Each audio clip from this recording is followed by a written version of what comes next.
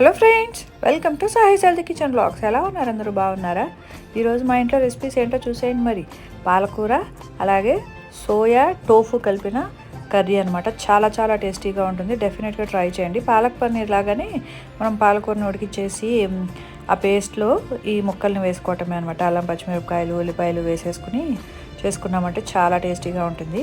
అలాగే కీర దోసకాయతోటి పెరుగు పచ్చడి చేశాను. తురిమేసేసి అందులో పెరుగు, పచ్చిమిరపకాయలు, కొద్దిగా ఉప్పు వేసేసి పోపు పెట్టుకున్నామంటే చాలా టేస్టీగా ఉంటుంది. ఇది ఇందులోకైనా బాగుంటుంది, జీరా రైస్లోకి, లేదంటే కనుక విడిగా కూడా మనం తినేయచ్చు అనమాట. సమ్మర్లో మంచి హైడ్రేటింగ్గా చాలా చాలా టేస్టీగా బాగుంటుంది. ఇది వచ్చేసరికి జీరా రైస్ అనమాట. సో ఈ రెండు కాంబినేషన్ బాగుంటాయని చెప్పి ఇలా చేసుకున్నాము. డెఫినెట్గా ఈ కాంబినేషన్ ట్రై చేయండి. చాలా చాలా బాగుందన్నమాట. కీర దోసకాయ పెరుగు పచ్చడి కూడా ట్రై చేయండి. సూపర్గా ఉంది. Thank you for watching. Subscribe కూడా చేసేసుకోండి మరి.